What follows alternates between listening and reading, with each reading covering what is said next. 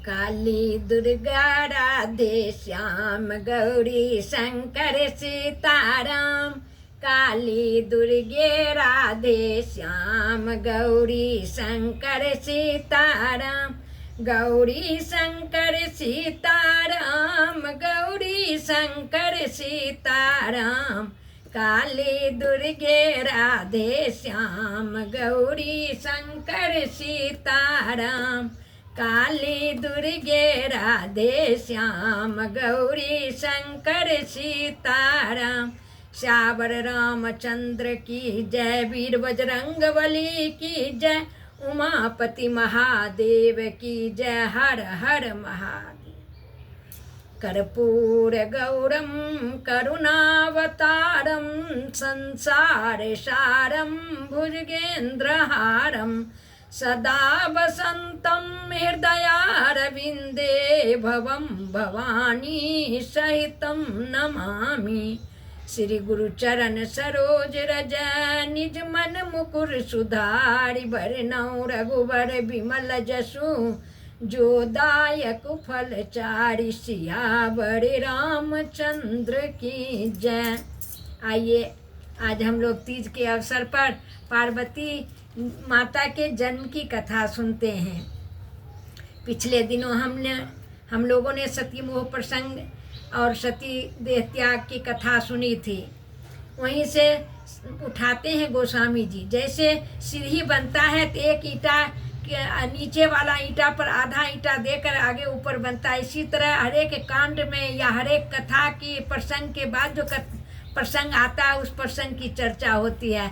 गोस्वामी जी लिखे हैं, सती मरत हरि सन बरु मांगा, जन्म जन्म शिव पद अनुरागा, तेहि कारण ही मैं गिरि गृह जाई, जनमी पार्वती तनु पाई। सती जब मरने लगी तो भगवान हरि से क्या मांगी वरदान कि जन्म जन्म शिव पद अनुरागा, शंकर जी के चरणों में मेरा जन्म जन्म का अनुराग हो। चूँकि हर एक पतिव्रता स्त्री चाहती है कि जन्म जन्म में ही पति मुझे मिले, तो पार्वती माता तो उनकी अर्धांगिनी है, सदा की अर्धांगिनी है, तो ऐसा वरदान मांगी।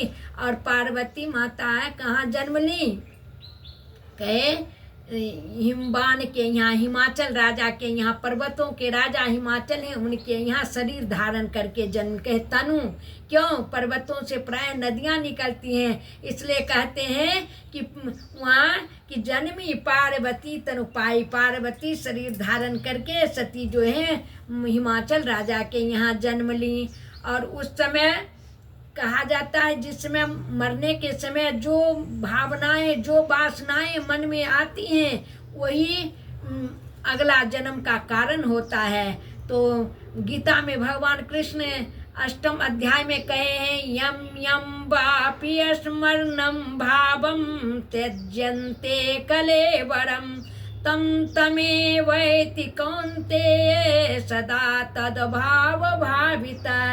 हे अर्जुन, जिस जिस भाव को लेकर प्राणी शरीर छोड़ता है अगला जन्म वही पाता है। दूसरा भाव कि भक्त मोक्ष नहीं चाहते हैं, भक्त जो हैं वो जन्म जन्म बार बार जन्म लेकर और चाहते हैं भगवान की सेवा करें। तो सती माता भी चाहती हैं कि मैं शंकर जी की सेवा करूं, पार्वती रूप में हिमाचल घर में जन्म ली हैं। कहे जैसे ही हिमाचल राजा के यहाँ पार्वती माता जन्म ली तो अष्ट सिद्धियाँ और नवो निधियाँ वहाँ आकर बस गई। पहले से भी वहाँ सुख सब वैभव था, लेकिन पार्वती माता की सेवा के लिए अष्ट सिद्धियाँ और नवो निधियाँ स्थायी रूप से आकर वहाँ बस गईं। हिमालय पर्वत के राजा हैं और उनके घर जन्मी है, चूँकि हिमालय परोपकारी हैं, संत बिटप सरिता गिरिधरणी, ये सब जो है परोपकार के लिए ही जन्म लेते हैं। तो पार्वती माता उनकी बेटी बनी। क्यों, इनके आने से आगे परोपकार होगा। क्या परोपकार होगा? अरे संसार का परोपकार होगा। पार्वती माता के द्वारा प्रार्थना करने पर शंकर जी राम कथा की गंगा बहाएंगे। इसलिए कहते हैं परोपकार वाले की बेटी हैं तो ये भी आगे परोपकार करेंगी। जब ते उमा शैल गृह आ जाई, सकल सिद्धि सुख संपत्ति छाई।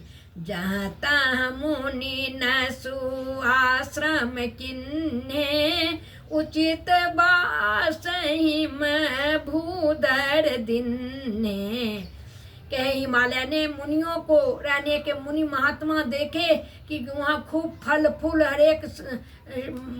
हर एक महीना में हर एक ऋतुओं में वहाँ फल फूल लदे रहते हैं। तो सारे मुनि महात्मा जहाँ विश्राम के जहाँ आश्रम बनाने पर सब चीज़ की सुविधा हो जल की फल फूल की, वहाँ आकर मुनि लोग बस गए और हिमाचल राजा ने उन्हें आदर के साथ रहने का स्थान दिया। मणियों की खाने भी प्रकट हो गई। केवल अष्टसिद्धियां नवनिधियां ही नहीं आई, मणि की खाने जहाँ तहाँ प्रकट हो गई। सब नदियाँ पवित्र जल बहाती हैं तो फूलों के रहने से भंवरे खुश हो गए, फल के आने से पक्षियों का समूह खुश हो गया और वन के बढ़ने से मृग पशु लोग प्रसन्न हो गए। सब प्रसन्नता से क्या हुआ, स्वाभाविक जो बैर भाव था आपस का वे भी भूल गए और सब प्रेम से एक साथ रहने लगे। ये माता पार्वती के जन्म का प्रभाव हुआ। सोह शैल गिरि जागृह आए, जिमि जनु राम भगति के पाए। नित नूतन मंगल गृहतासु, ब्रह्मादि के गावहि जसु जासु।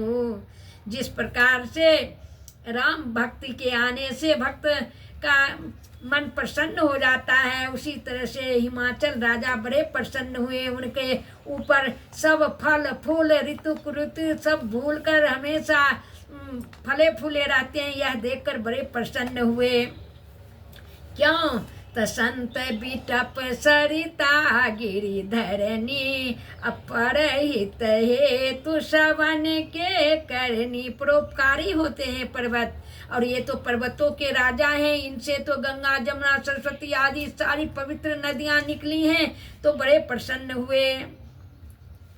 शैलराज के घर में जब माता पार्वती जन्म ली तो कितना आनंद हुआ। जैसे राम भक्त के हृदय में भगवान की भक्ति मिलने से आनंद होता है, वही आनंद शैलराज को हुआ। और नारद जी इसका जस ब्रह्मादिक लोग गाते हैं। शैलराज के यहाँ कभी छठी तो कभी बरही तो कभी कुछ रोज मंगल उत्सव होता है, जिसका जस ब्रह्मालोक में ब्रह्मा जी गाते हैं। नारद जी ने जब सुना कि पार्वती माता जन्म ली है, हिमाचल राजा के यहाँ कौतुक से ही चले आए। नारद समाचार सब पाए, कौतुक ही गिरी गे सिधाए। शैलराज बड़े आदर किन्हा, पद पखारी बड़े आसन दिन्ना। नारी सहित मुनि पद सिरुनाबा, चरण सलिल सब भवनु सिचाबा। हिमाचल राजा ने देखा कि देव ऋषि नारद जी आए हैं तो अपने भाग्य की बड़ाई करने लगे। आहा, आज मेरे कोई पुण्य का उदय हुआ है, इसलिए तो देव ऋषि नारद जी मेरे घर पधारे हैं। क्यों कि बिना पुण्य पुंज बिनु मिलहि न संता, के पुण्य के ढेरी के बिना संत का मिलन नहीं होता है। दो ही की भांति होता है, अथवा कि बिनु हरि कृपा मिलहि नहीं संता, नहीं तो भगवान की असीम कृपा होती है तो संत पधारते हैं। इसलिए हिमाचल राजा बड़े प्रसन्न हुए देव ऋषि नारद की बड़ी सेवा और भगत की। यूँ तो कहा गया है कि अग्नि जो है ब्राह्मण के गुरु होते हैं, अब ब्राह्मण सारे वर्णों के गुरु होते हैं, स्त्रियों के लिए पति गुरु होते हैं, और अभ्यागत जो हैं अतिथि जो हैं वो सबके गुरु होते हैं। तो ऐसा जानकर हिमाचल राजा पत्नी समेत मुनि को प्रणाम किए, दौड़ कर गए हैं, उन्हें पहले सम्मान किए, पाद पखारे, आसन दिए हैं और पत्नी सहित चरणों में प्रणाम किए हैं। फिर माता अभी छोटी हैं तो उनको बुलाकर प्रणाम करने के लिए सिखाते हैं कि बेटी प्रणाम करो, मुनि आए हैं। पार्वती माता नारद जी को प्रणाम की हैं, छोटी है इसलिए। कहे कि बहुत आदर किए, बहुत आदर करने का मतलब बड़ा ही सम्मान किए हैं। मनु महाराज कहते हैं कि अभ्यागत जो हैं उनका बड़ा आदर मान करना, ना जाने किस वेश में मिल जाए नारायण, तो कोई भी अभ्यागत गृहस्थ के यहाँ आवे तो उसका बहुत भगवान के तरह मान स्वागत करना चाहिए। और शैलराज तो देव ऋषि नारद जी को ही देखे आते हुए तो क्यों नहीं बड़ा आदर करेंगे, बहुत आदर किए, प्रणाम करके तब क्या करते हैं, पुत्री के हाथ देखने के लिए कहते त्रिकालज्ञ सर्वज्ञ तुम, गति सर्वत्र तुम्हारी, कहूँ सुता के दोष गुण, मुनि बड़े हृदय विचार। हे मुनि, आप त्रिकालज्ञ हैं, भूत भविष्य वर्तमान सब जानते हैं, लेकिन सर्वज्ञ भी हैं। कोई त्रिकालज्ञ होते हैं, सर्वज्ञ नहीं। आप मेरे हृदय की भी बातें जानते हैं, मेरे मन की बात भी जानते हैं कि मैं चाहता हूँ कि मेरी पुत्री इतनी सुंदर है, सुलक्षणा है, तो इसका वर भी ऐसा ही मिले। इसलिए कहते हैं सर्वज्ञ, त्रिकालज्ञ सर्वज्ञ तुम, गति सर्वत्र तुम्हार। आप सब लोकों में जाते हैं, नारद जी को कहीं कोई बाधा नहीं है, सब जगह आते जाते हैं। इसलिए कहते हैं कहूँ सुता के दोष गुण, मुनिवर हृदय विचार। पहले दोष कहिए तब गुण, लेकिन नारद जी उल्टा कहे। प्रायः जो है हस्तरेखा देखने वाले प्राय गुण ही कहते हैं, क्योंकि गुण कहने पर लोग प्रसन्न होते हैं, अब गुण सुनने पर थोड़ा दुख होता है। तो नारद जी भी कहे कहा मुनि बिहासी गुढ़ मृदुबानी, सुता तुम्हारी सकल गुण खानी, सुंदर सहज सुशील सयानी, नाम उमायंबिका भवानी। हे शैलराज, आपकी बेटी जो है तो बहुत ही सुलक्षणा है, बहुत सब गुणों की खान है, सुंदर है, सहज ही सुशील है और सयानी है, बुद्धिमती है। इसका नाम उमा, अंबिका और भवानी है। उमा वर्तमान का नाम हुआ, अंबिका भूतकाल का नाम हुआ और भवानी भव शंकर जी से शादी जब होगा तो भवानी कहलाएंगी। भविष्य का नाम, तीनों नाम कह दिए, चूँकि उसके पहले नाम नहीं था, सुता शब्द दिए हैं गोस्वामी जी, और नारद जी ने 3 नाम रख दिए, नाम उमा, अंबिका, भवानी। हिमाचल अपनी पुत्री समझकर कहते हैं दोष गुण कहिए। नारद जी को बड़ी हंसी आई। क्यों हंसी आई कि हिमाचल राजा, आप सोचते हो कि मेरी बेटी है, ये तो जगत की माता हैं और इनमें क्या दोष ढूंढ रहा है, इनमें तो गुण ही गुण है, माता में कोई दोष होता ही नहीं है, और आप अपनी बेटी समझकर दोष गुण पूछते हैं, इसलिए हंसे। कुछ महात्मा का, संतों का भाव है कि नारद जी इसलिए भी हंसे, उन्हें प्रसन्नता हुई कि जो जगत की जननी है आज उनके हाथ देखने का मुझे मौका मिला।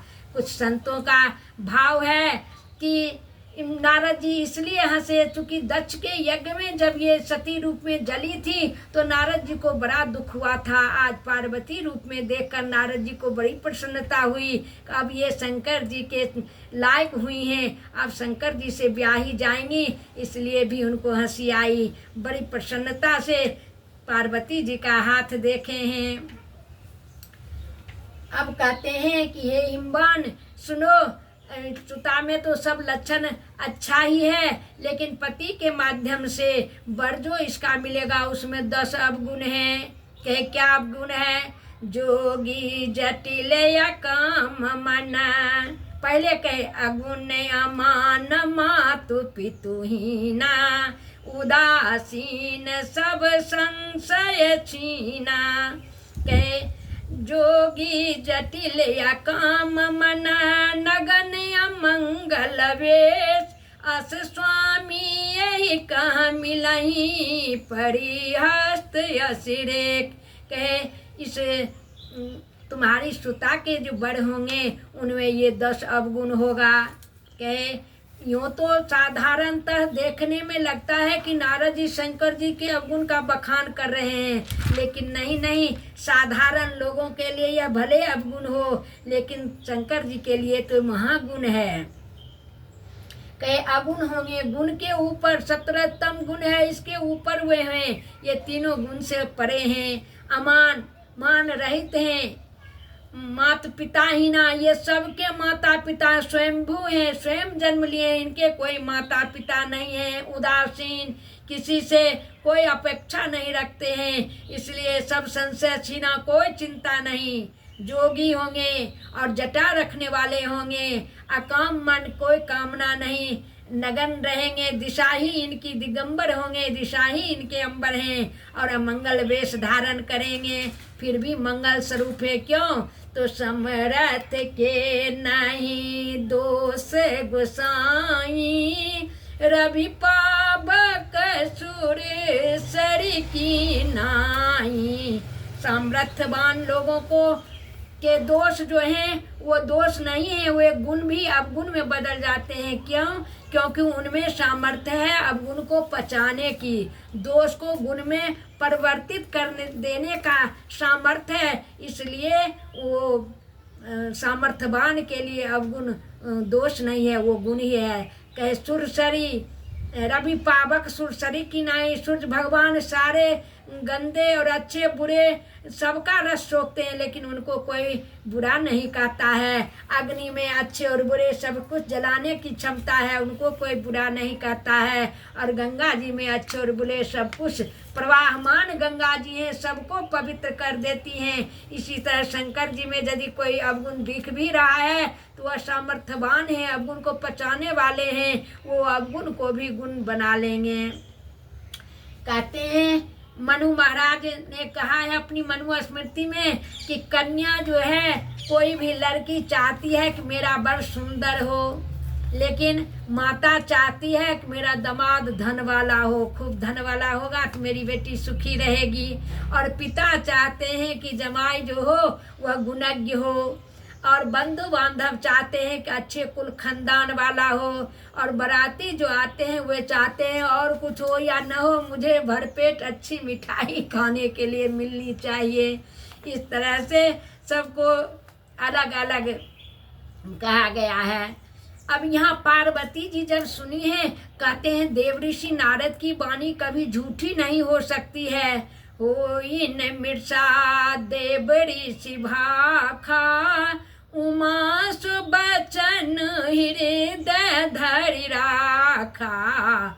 उपजेऊ शिव पद कमल स्नेहु, मिलन कठिन मन भाषण देहु।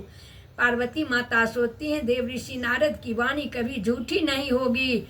ऐसा सोचकर उन्होंने, उमा जी ने अपने मन में शंकर जी का ध्यान, शंकर जी के पद में चरणों में प्रेम किया और नारद जी को ही अपना गुरु मान लिया। जिसको गुरु के वचनों में विश्वास नहीं है उसको भगवान में प्रेम नहीं होता है। पार्वती माता तो आगे आएगी तप वाला में कि जन्म कोटि लगी रगर हमारी, बरऊँ शंभुनत रहूं कुमारी। नारद जी के वचन को इतना दृढ़ता से पकड़ लिया है कि शंकर जी तो मिलेंगे ही मिलेंगे। माता पिता को भी लगता है हिमवान, और उनकी पत्नी मैना को भी लगता है झूठ न होई देव ऋषि भाखा, झूठ न होई देव ऋषि वाणी। सोचाहि दंपति सखी सयानी। अब माता पिता और सखियां भी सोचती हैं देव ऋषि की वाणी तो झूठी होगी नहीं। अब क्या करें, ये सब सोच के बस हो गए। एक जगह माता पार्वती प्रसन्न है, उनके हृदय में आनंदातिरेक के कारण आंखों में आंसू आ गया, और इधर दुख के कारण शैलराज हिमवान और मैना के आंखों में और सखियों की आंखों में आंसू आ गए। कहे ऊपर से तो देखने में सबकी दशा एक सी लगती है, सबकी आंखों में आंसू भरे हैं, लेकिन भीतर की दशा अलग अलग है। यह भेद नारद जी भी नहीं जान सके। कह मुनि सही में बंत सुनु, जो विधि लिखा लीलार, देव दनुज नर नाग मुनि को उनमें टनहार। देव ऋषि नारद जी कहते हैं, हे हिमवान सुनिए, जो कुछ विधाता ने लिख दिया है अब उसको मेटने की शक्ति किसी में नहीं है। कह तो दिए किसी में नहीं है, लेकिन एक में है। ब्रह्मा के लेख को ब्रह्मा भी नहीं मिटाते हैं, लेकिन ब्रह्मा के लेख को एक शंकर जी हैं जो मिटा देते हैं। क्यों? विनय पत्रिका में आया है, ब्रह्मा जी कहते हैं, बाबर और रावर और नाह भवानी, हे भवानी मेरे लेख को ये जो मैं जिसको रंग बना देता हूँ, वो थोड़ा जल थोड़ा बेलपत्र चढ़ा देता है, उसको ये हाथी घोड़े सब समान राजमहल भर देते हैं। मैं तो समान स्वर्ग सजाते सजाते थक गया हूँ। बाबर और रावर और नाह भवानी, उसमें शंकर जी की महिमा व्यंग्योक्ति से प्रकट हुई है। कहे विधाता जो लिख दिए वो विधाता को भी सामर्थ्य नहीं है मिटाने का, लेकिन एक देव बड़े सामर्थ्यवान है। कौन? शंकर जी। भाभी मेटी क्यों त्रिपुरारी। नारद जी कहते हैं, हिमवान चिंता की बात नहीं है, यदि तुम्हारी बेटी तप करे तो भविष्य ये जो विधाता का लेख है, ये जो सारे अबू के वो सब मिट जाएंगे। जो तप करई कुमारी तुम्हारी, तो भाभी मेटी कहीं त्रिपुरारी। के त्रिपुरारी शंकर जी जो हैं, त्रिपुर के वो दहन में जितना कठिनाई था उतना ही कठिनाई है उनके तप करने में, लेकिन यदि कोई तप करे कष्ट उठाए तो भाभी को मेटने वाले शंकर जी हैं। और लोक व्यवहार में भी देखा जाता है, किसी लड़की को यदि कोई कह देते हैं तो पंडित जी कहते हैं प्राय शंकर जी की पूजा करो, माता पार्वती की पूजा करो, तुम्हारा ये जो है भाग्य अच्छा हो जाएगा। इस तरह से नारद जी समझाए हैं। कहे हिमवान यद्यपि बड़े अनेक जग माही, यही कह से बताजी दूसर नाही। के यद्यपि अनेक बड़े हैं संसार में, लेकिन पार्वती जी के लिए तो शंकर जी ही उपयुक्त हैं। शंकर जी को छोड़कर दूसरा कोई सामर्थ्यवान नहीं है। अस कही नारद सुमिरी हरि, गिर जाहि दिन आशीष, होई यह कल्याण अब संशय तजहु गिरीश। ऐसा कहकर नारद जी जाने लगे तो हिमाचल राजा को कहते हैं कि हिमाचल राजा संशय छोड़ दीजिए, मंगल ही होगा, कल्याण ही होगा। पार्वती जी को भी आशीर्वाद देते हैं कि अब कल्याण ही होगा। कहे नारद जी क्यों शंकर जी के अवगुण गिनाए? कहे शंकर जी के अवगुण यदि नहीं हिमवान समझते तो बेटी के ममता से, बेटी कोमलांगनी है, बच्ची हैं, सुकुमारी हैं, उन्हें तप करने के लिए नहीं भेजते। इसलिए हिमवान दोनों प्राणी यदि समझ रहे हैं ये हमारे बेटी को जो वर मिलेगा उसमें ये सब अवगुण होंगे, तो ये अच्छी ही बात है, इसी बहाने वो तप करने के लिए भेजेंगे। लेकिन पार्वती माता तो खुश है। क्यों? कि नारद जी 10 अवगुण गिनाए, अब मुझ में 8 अवगुण है, तो नारी से पुरुष को, पति को थोड़ा अधिक ही गुणवान होना चाहिए। कि 8 अवगुण क्या है? कहे कि रावण मंदोदरी से कहता है कि नारी स्वभाव सत्य कवि कहाई, अब गुण 8 सदा उर रहाई। कहे 8 अवगुण सभी नारियों में पाया जाता है। कहे क्या? तो साहस नृत्य चपलता माया, भय विवेक दाया। के सभी नारी में 8 अवगुण हैं और शंकर जी में 10 हैं। तो प्रसन्नता की अच्छी जोड़ी है, 8 और 10 की जोड़ी है, ये बड़े प्रसन्नता की बात है। ये कहकर नारद जी तो अब चले गए देवलोक। अब माता पार्वती जी को लेकिन इशारे से तप करने की आज्ञा दे कर गए। अगले दिन कथा होगी माता के तप की, कितनी कठिनाई से माता तप की हैं, तब शंकर जी को पाई हैं। यह हम लोगों को शिक्षा मिलती है, बिना तप किए, बिना तपे कोई भी फल की प्राप्ति नहीं होती है। चाहे सांसारिक हो या लौकिक हो या पारलौकिक हो, सब में तप करना जरूरी है। तप के द्वारा सब चीज की सिद्धि होती है। बोल दे श्यावर रामचंद्र की जय, 2 बार प्रभु का नाम। राम राजा की जय, सीता रानी की जय, राम राजा की जय, सीता रानी की जय। बोलो मिथिला अयोध्या की जय जय जय, बोलो मिथिला अयोध्या की जय जय जय। श्यावर रामचंद्र की जय, वीर बजरंग बली की जय, उमापति महादेव की जय। हर हर महादेव।